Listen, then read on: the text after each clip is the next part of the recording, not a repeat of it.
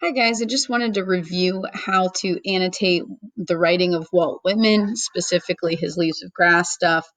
So in order to do this, I'm just going to walk you through some of the things to do on the textbook, and we're going to go over the first poem with Walt Whitman. So whenever you pull up the textbook, go ahead and hit this hide button so you can see more of the screen. And then you can see the preface to Leaves of Grass, and I'm going to go ahead and scroll down to this number 1 from Song of Myself. So whenever I'm reading poetry, I like to first just read it through and then go back and read it again and annotate. So let's go ahead and read this together.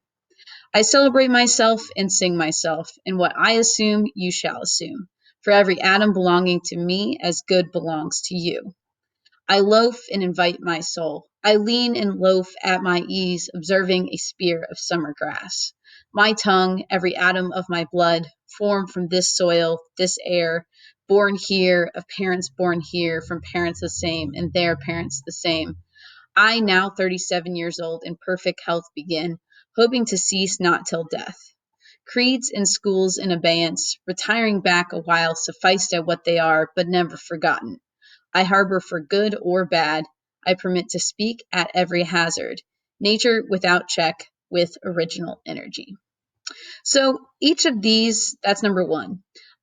Each of these numbered things are different poems in Leaves of Grass, which is a book of poetry. Okay, so this is the first one.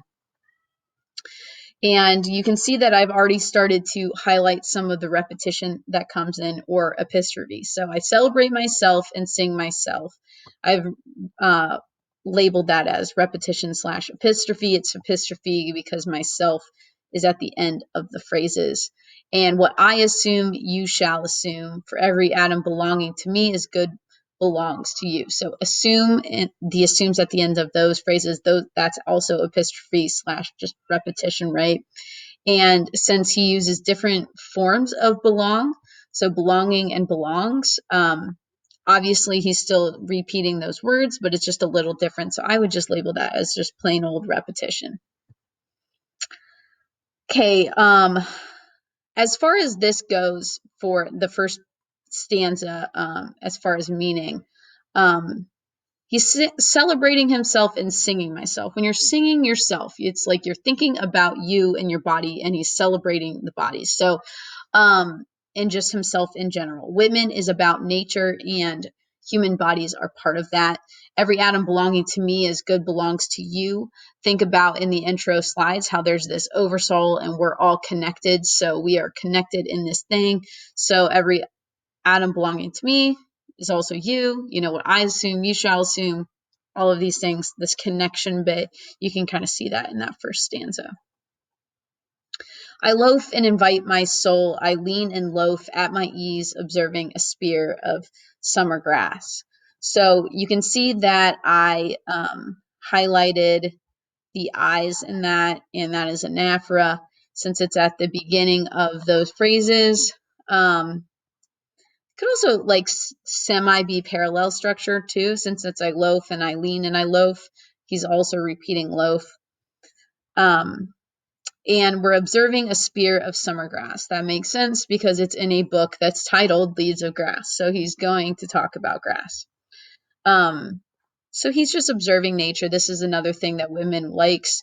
He's all about nature. So, of course, he's going to be observing it. That's a huge part of where he gets his inspiration for his poetry, is by going out in nature and experiencing it. All right, the next stanza. My tongue, every atom of my blood, formed from this soil, this air, born here, of parents born here, from parents the same, and their parents the same. I, now 37 years old, in perfect health begin, hoping to cease not till death. So this whole parent line, I'm going to also highlight that as green and put repetition for that. So he's talking about Adam of him again, right? We have this repeat of from the first stanza, for every atom belonging to me, my tongue, every atom of my blood, formed from this soil, this air. Once again, that connection to nature. I'm going to just actually make a little comment to that on that. Since that is one of his big things that he likes to connect to.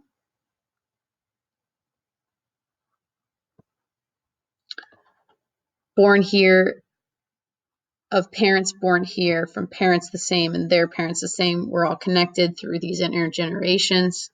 I, now 37 years old, in perfect health, begin, hoping to not cease till death.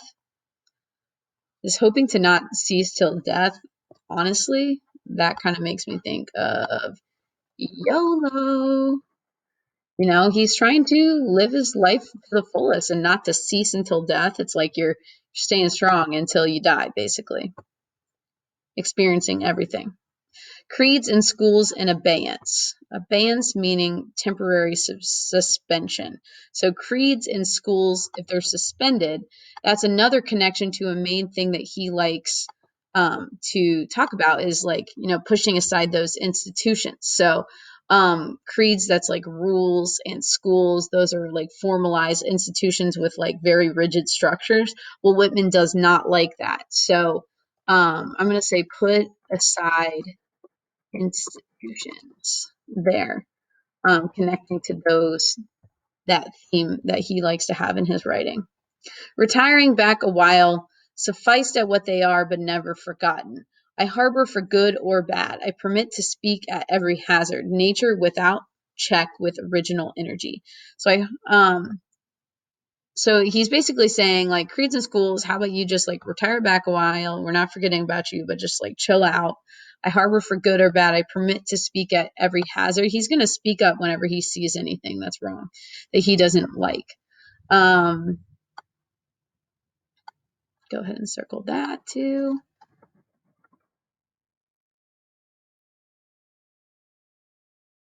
Let's say, speak up when you see wrong. Nature without check with original energy. So kind of this like connection. We are, you know, going back to nature and this original energy and this original connection. I know that Whitman is a little bit abstract. I totally recognize that, but just try your best on these and annotate like I did right here, okay? Be looking at the literary devices sheet. This devices and terms, you can find these online in the classwork tab. So that's where I'm referencing these things that I'm looking at. Don't expect to find every single thing in every single poem. That's not realistic, but just try your best. And as you go, you can see that I did the little circling thing for the more meaning and the thematic stuff. And then I highlighted with different colors the different things that I found. Try your best. Email me if you have any questions, guys. Thank you.